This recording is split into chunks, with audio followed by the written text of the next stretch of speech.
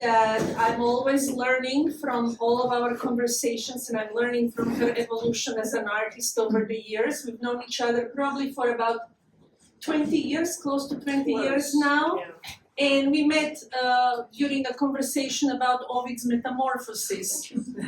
And I said, there is an artist working today in DC who actually is inspired by Ovid's Metamorphosis, and she was the real thing. And I had been working on Ovid's Metamorphosis as an art historian in Renaissance and Baroque art, but I love to be connected with contemporary art as well. I have also curated for that lady over there, who's a member of Studio Gallery, Irene Pantelis. And I'm going to be writing about this lady here, Joan Danziger. And I have curated shows of Dalia Lutvak, so thank you all for being here and trusting me with your work, trusting my judgment. And Michael Borek, last but not least, he is also one of the artists who were included in this big exhibition of 10 artists, second-generation Holocaust survivors, that opened at the Katzen Art Center of American University Museum last February. So Micheline, Dalia, Michael are 3 of the 10 artists who were included in that exhibition. And I think I wanted to mention that exhibition because this work is something that came out after that exhibition at the Katzen Art Center. And I would like to invite Micheline to now tell us something about how this work grew following that big exhibition at the Katzen, if you can. Okay. Start there. Okay. We haven't rehearsed this, so this is impromptu conversation. And also thank you to everybody for coming. There's a couple of different, I guess in a sense, my piece at that Katzen show last year was a sort of a culmination of several years of work where I made these things that I called night boats. And they originated in stories about, things that I found out about my family's experiences as refugees during World War II. And there were a number of escapes and adventures, and the family was dispersed all over the world. But the main thing that triggered that work was a cousin of mine finding the ship's manifest of my father's arrival in London, which is where I was born after the war. And after a lot of different adventures, my father was able to escape Europe via Lisbon and get on a boat that ended up in England. And on its next voyage, the ship was sunk and everyone on board died. And I didn't know anything about these stories, but I was very moved by this piece of paper, this actual ship's manifest that in handwritten script that had my father's name in it. And part of it, I came to realize the importance of not just sort of these boats which sort of portray the refugee, the experience of displacement and migration, but also the concept of documents and papers and how integral those can be to our identity and to our feeling of identity and our ability to move through the world. And so in that show at the Katzen, it was a 30-foot long boat that was patched together out of old clothes and all kinds of weird materials, but I included some old documents that I had found that were that were integrated into the material. And I think that's one of the ways in which this work developed, because I started to want to go deeper into that idea of the instability of identity and memory and the things that we hold on to, the documents that we hold on to make us think we know who we are, and the sort of instability of that. So that was one of the starting points. Yes. Or where you developed further from that exhibition with the boats, and you had done a whole exhibition of small boats. Yes, before a couple of big shows. exhibition at the Yes. Katzen. But that was the first one where you explicitly addressed this notion of memory, identity, and instability of all of that.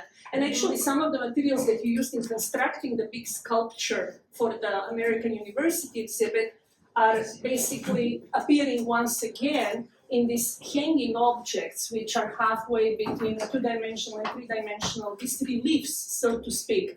I'm especially fond of them because they really thematize the notion of instability, fragility, and something material that is also disintegrating in front of your eyes, but retains traces of something that's legible, perhaps, and perhaps meaningful, right? So, how much of those documents from your family found its way into this folded objects, which look like pieces of paper that have been floating in water for quite some time? So there were my mother. So I found when I was going through my mother's belongings a couple of years ago, and actually I put everything in a box. She passed away a few years ago in London. So again, the other thing that I found was an old photo album of my grandmother's, and so some of those family things are in there. But in terms of being able to read the documents, I think what's important to me for almost everything here is the idea of the texts actually being illegible. I don't actually want them to be read. And they can be illegible, either physically illegible, that they're sort of they're faded, they're eroded, they're floating off the page into the water, or actually they can be illegible because they're written they don't make sense. So, for example, in that piece, I've used actual Hebrew letters, but I've strung them together so they're actually nonsense. They don't have a meaning, and so that's part of the idea. And one of the other things that started out this body of work for me was that, and it's kind of interesting because in the past I've often made a body of work that started with an object or started with something that I found. But in this case, I really just had an image in my head. And I had this image of a book floating underwater. And I don't know where that image came from, some kind of green image. I don't know why it was really important, but it seemed really important. And so actually the first thing I did was I thought, well, I want to make this real. So I actually took some old notebooks and I went down to Rock Creek Park and I put them in the water and I took photographs because I was trying to make that image. I was trying to make that into a real image. And that was sort of the starting point for what. So the drawings in particular have that, that's why they have that quality of being underwater. I mean, it's a perfect transformation of the boat. And the whole idea of the manifest that was preserved, and you're finding the documents which you were never aware of. I mean, it's a perfect transmutation of all of those images. You remembered that that next boat was sunken, right? So all of the documents, all of the papers, everything we know about the people who were on that boat is gone. And I can see how that was transmuted into this desire to see something floating inside the water, making a real image. And you've never maybe thought about that those terms. But you're right. But this is how it happens. Artists say, oh wow, that's what I was thinking about. And that's how it happens in the creative process. That's how you remember and transform, always. And on that note, I wanted to ask you about this business of legibility. Is it in some ways also related to the fact, if I can suggest, again, we didn't rehearse this at all. Is it somewhat related to the fact that when you opened that chest from your mother's apartment, you told me once that you basically had no idea who these people were? Oh, I think in the photos, in the album. That's right. A lot of them. Some I sort of recognized, and many of them I didn't recognize. And it's really poignant, I mean, because there are so many little objects that you will see here embedded in those pieces where there are photographs of people and they came from this repository, from this archive. And you can no longer access that. You have nobody to ask about those people or what the documents mean. Yeah. So in some ways, it's not just your memory, but something larger. Yeah, you know, that's so interesting because one of the other feeling I have about this book that's floating underwater is that the water is a kind of a barrier. It's clear, so I can see, but I can't reach, right? I can see the book, but I can't reach the book. That's so brilliant, because that's just like looking at these old family photos and that I can see, but I can't reach them, like I don't know who they are. No, I oftentimes think about why your texts are intended not to be read. And why you mix languages as well, because there are Hebrew signs in here, in the second room, in the third room there is also from pre-Columbian Mayan hieroglyphs. Is this whole notion of how we create signs, how we leave meaning behind, and that meaning is simply not accessible afterwards. There is no way to get back to it somehow. So it is about loss. It is about loss in many respects, but it's also about preservation in a certain way, because whenever there is a sign left, even if it becomes super cryptic and illegible for a while, there is always a hope that down the road something will be recovered. So that's what I find interesting about these works, that on the one hand they're illegible, they're the pages that have floated in water, have been half disintegrated, but it's something is there. Somebody one day may be able to get something more, decipher a little more out of it, Which leads me to your title for the show, which is a beautiful title, and many of you probably recognize the connection, but probably not. So could you please explain? It comes from the inscription on Keats's tomb, which apparently is buried in Rome. I haven't actually seen the tombstone, but I've seen pictures of it. And on his tombstone it says, "Here lies one whose name was writ in water." What a marvelous, marvelous inscription. Yes. And Yeah. Keats, of course, died at age 25, 26. And his name was not writ on water.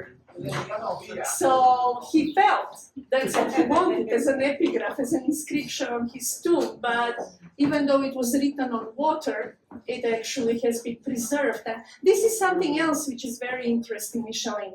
The difference between texts and images, or poetry and painting, I mean, and you've worked with that in the past for many years, is that poets oftentimes say that no matter what the material substrate, what the material aspect of my poem is, whether it's a book, whether it's a manuscript, my words will survive. Whereas the work of art, physical work of art, disintegrates over time. And I like the tension between the idea that there is something of that word that could be read at some point, but also the fact that your words, all of them, not just the ones that are reliefs, but also the ones that are behind frames, are kind of fragile. And they're suspended for a moment, but they're not solid. They don't feel materially solid. Right. And I'm curious to know whether that's important to you, that idea of the materiality of the work and sort of showing that this is something that has an age, that has life, certain life. Is that an important thing? Because I know how you work in different media, and I'm curious to know whether that's something you're thinking of or it's unconscious. Yeah, I'm not sure, because I don't think about working in anything more. I don't know. I don't think I think about working in anything more solid. Exactly. Bronze or Yes.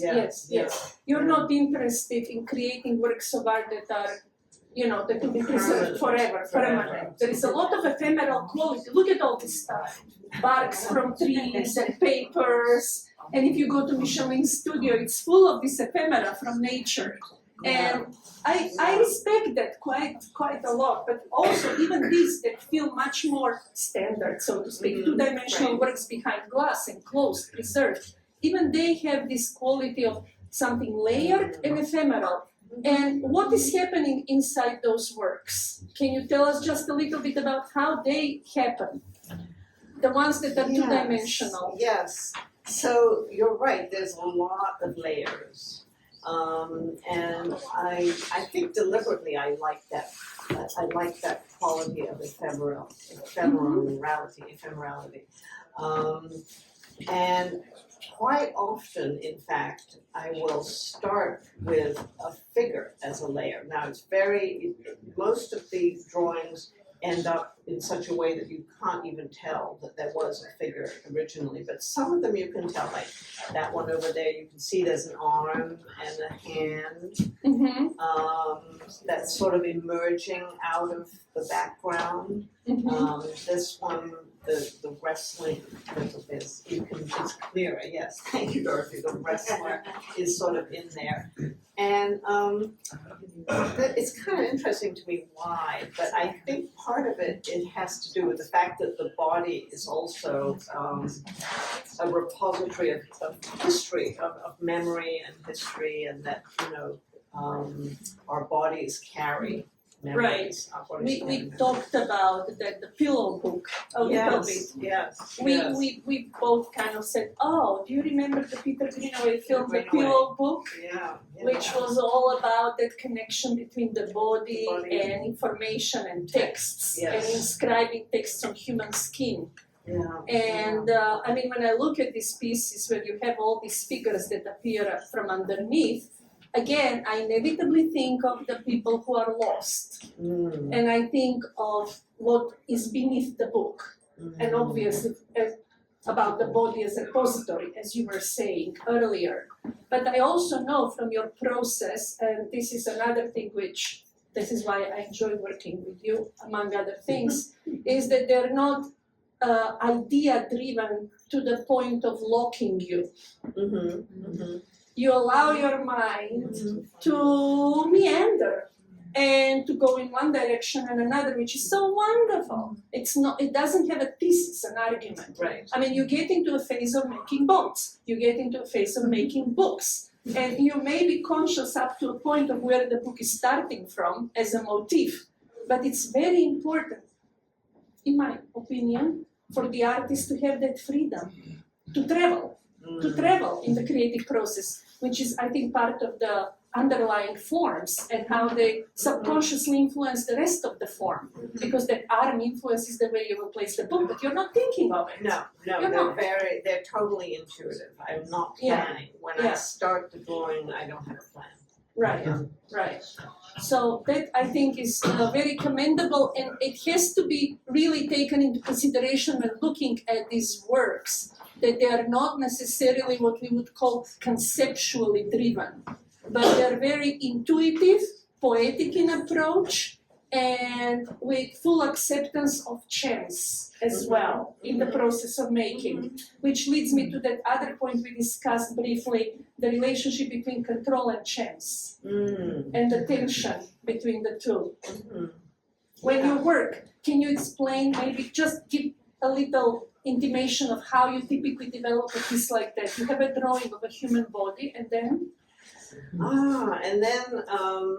And then sometimes there'll be a layer, as you say, chance, where I'm sort of just I'm using ink, and I'm sort of throwing the ink around in different ways, but I don't particularly have an intention of what that's going to be. And then typically the next layer will be with colored pencil, and that's when I'm introducing the shape of the book. But again, it could be, they take different shapes. I just sort of figure out where the book is going to be, and then I just I turn off one side of my brain, and I just keep working. And sometimes little details will come up, like in the one that we were all looking at with the hand. There's a sort of a little circle that's almost like a peephole through into the sky or something there. And that just started to develop, and I thought, oh, I really love what this is. I think I'm just going to let this be. So it's a bit, as we were saying, just really intuitive. A relationship. And sometimes taking advantage of things that appear. Yes. So, would you like to maybe, when I'm thinking about this business of the chance and the control in your work, and I'm thinking about the media that you choose to work in. I know that you have done work on canvas. I know that you prefer paper.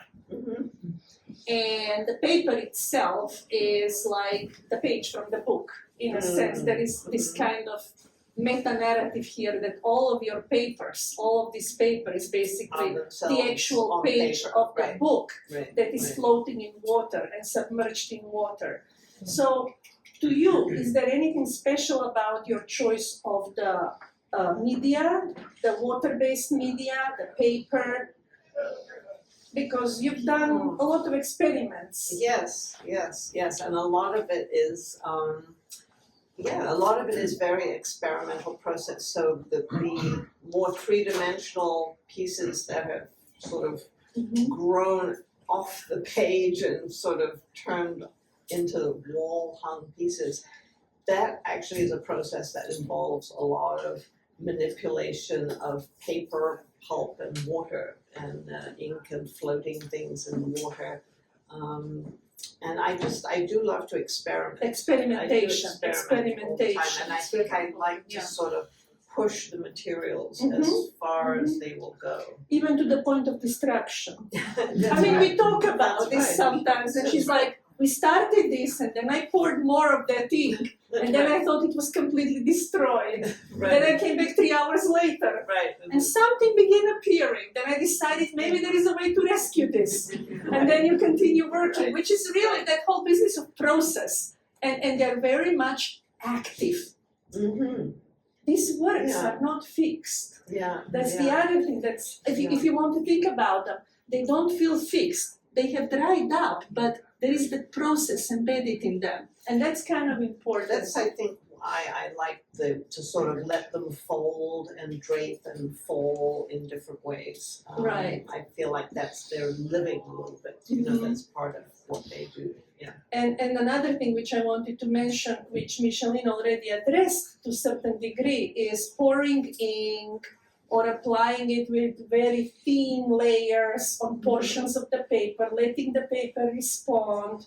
But then, what I really like about your approach is the incredible quality of that sort of very, very detailed, very, very discrete, detailed sign making. I mean, there are so many works in here where you feel that it starts with a big spiel, but then she goes back. And if you begin paying attention, there are so many neat little inscriptions. For hours and hours, she repeats signs and puts them down, whether meaningful or not, right? Patterns, which is an interesting dialectic there inside the works. That you also work in very meticulous fashion, also in your drawings with the colored pencils. So there is, you can see both of those approaches at work. In all of this material that we are looking at. I think that's right. I think that's pretty typical of the way I work, that there's that, we've talked about this before, that tension between form and chaos. So there's the chaos of the sort of ink splashing around or whatever, the kind of random chance things, and then there's the form, because I love to draw. I love, that's probably my first love is drawing. I love to draw, as you can see, very carefully the pages and everything is drawn there. Yeah. 300 years ago, a boat that was going to China carrying Dutch prints and books was sunken as well somewhere in the North Sea. And they discovered it a couple of decades ago, and they began pulling out all of that frozen cargo, including clothing and prints and they were going to trade with the Chinese for porcelain, presumably. And they managed to pull the prints out and dry them up and discovered which artist from the 17th century made the prints, because it was in ice. And that's how I'm thinking of all these things, like the business of the lost information. That, it's something that has gone, perhaps without trace, but yes, there are traces still. And just the notion that she spent so many hours writing, and sometimes there'll be excerpts from poems, sometimes it will be just repeating signs that you don't understand, Right, but right. you're writing them down.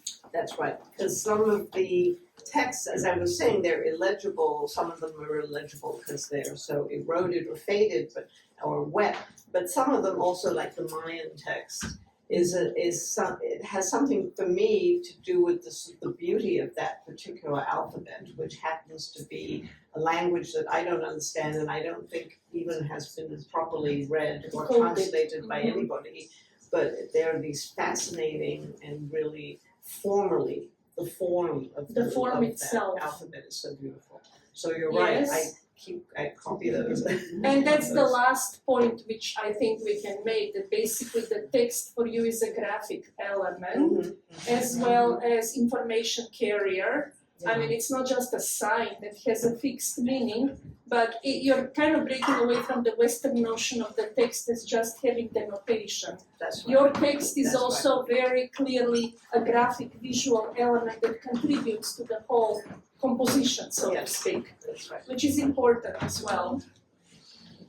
Well, any questions Yes, for please. Micheline? Yes? Yes, Joan, Can you tell me about this sculpture? Oh, that. this one, yes, yes. That's a very different, that is a different process. Reading Uh-huh. 3 dimension is very different than reading drawing. Yeah, You can't draw on that. So tell me about that process. yeah, so, trees actually is another element that's always fascinating. You've seen, we've talked about trees a lot over the years, because we both have that fascination with trees. And in addition, the idea that paper is made from the pulp of trees, so that all comes together. So I really, I guess the idea was, I was sort of constructing a book that would be somehow a book about a tree or a book of a tree.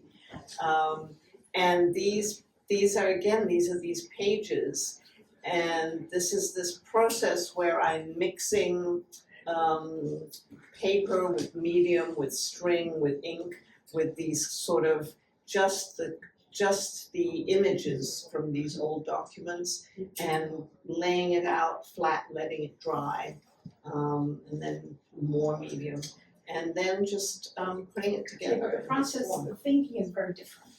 Mm-hmm. Thinking in a flat image and going into three-dimensional imagery takes a different mindset. I think it's the boats that started that for me. I think it's a few years ago, for some reason, I felt compelled to start building these boats. And that was the switch for me into more three-dimensional. Yeah, It's a good transition. and it's Yeah. very interesting that sails on boats, regs, sails on boats, like on her big boat that she had in the exhibition in olden times, in antiquity, were envisioned as painted.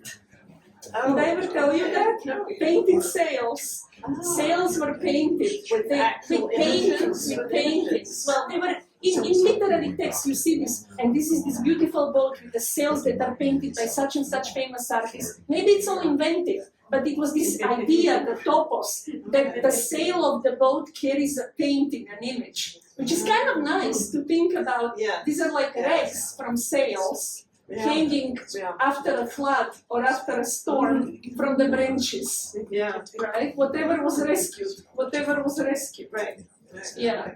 So it's interesting to think about those issues. Any other observations or questions? Do you like the two-dimensional, three-dimensional? The branches? The little sculptures? That's what I'm doing. Mm-hmm. I do not do it well. Where can we see the boat? The boat? The big boat from last year, it's in storage. No, I mean online. Could we see it online? I think so. I Katzen think or- the Katzen, yeah, I think there's still a link. The Katzen keeps a record of all It's these. very relevant, absolutely. Yeah, and you have it on your website, presumably, photographs I from the do. It's exhibition. very difficult to photograph that boat. Yeah. It's so big. Right, Mhm. right. But I think there are photographs of parts of it on the website. Yeah. So all of this is from the boats, basically. You can think about it as whatever comes out from the boats. Yes. Yeah. You mentioned, and I've seen over time, your use of natural elements, and like in the pieces over there, you have some like whitewash pieces and just some, I don't know, wood that's been hanging out, getting weathered. Yes. Right. You know, and here, and so is the choice of, you know, what part of a tree or that you use, you just happen onto them, or you specifically need a particular size? Just can you tell some more about how you decide what trees, which pieces of trees? Well, I just collect, you know, all the time. I'm a sort of internal scavenger, so I'm always picking things up and interesting pieces of wood. Just anything that has an interesting shape that reminds me of something that I think is gonna be used in the future. So I hoard all this stuff. I think laughing. She knows my studio very well. And bark, I find really interesting pieces of bark. You know, we spend the summers out in Colorado in the mountains, and they have, you can find this bark that the insects have kind of eaten into and written on. It's like calligraphy, speaking of text. That's another wonderful sort of text thing. And so basically I build up a collection of all these materials in my studio. So when I'm working on something, you know, I sort of look around and I see, you know, okay, this will fit well, no, maybe not, maybe this piece will fit, you know. So it's basically assembling the things that I've already collected. Yeah. Yeah. Also, some of the things that you write, like I didn't think that you were like creating those yourself, but you did.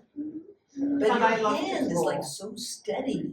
So Because it looks steady, the like- handwriting. Yeah, I Looks love like it. it couldn't I love possibly it. just. I used to do a lot of calligraphy actually back in the day. Maybe that's And the aesthetic aspect of the aesthetic aspect of script, therefore, that yes. importance of the aesthetic aspect of script. Yeah. Yeah, I have a little piece that you gave me a long time ago, a box on all four sides, it's just text. I'll never be able to read it. I'll never be able to read it. I don't think you can probably recover it. Probably not. But you were probably reading from a book and just inscribing this text. I Yeah. love it. Yeah. Because every time I go to it, I know there is this experience, a human experience in that box, inscribing texts all around, which I cannot read. Beautiful.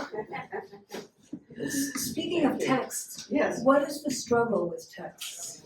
You know, that piece, it's wrestling, right? Wrestling with the text. And I was thinking in particular, I guess, of the Jewish Talmudic tradition where you're supposed to wrestle with the meaning of texts. And it's a very ancient sort of practice.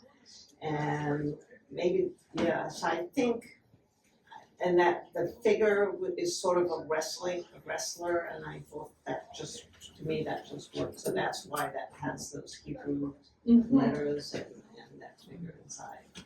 Could be Jacob wrestling With the angels. Yeah, I thought of that too, Jacob and the angels. Yeah, you know exactly what you're mentioning, somebody. I have a question about Yes, the Mike. color palette because most of them are yellowish brownish with touch of blue, and the one above you has couple of drops of red. Is this color choice conscious or more intuitive, and why this is the only one that I noticed? This one has a red. Has a little red in it, yeah.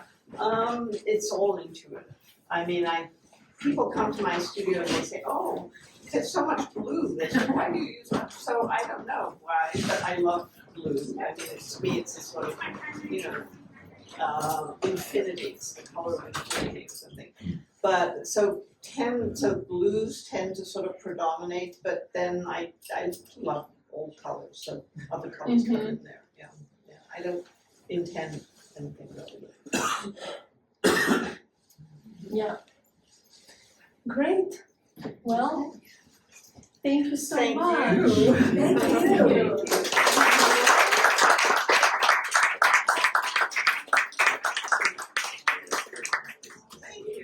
Thank you all for coming. Wonderful gathering.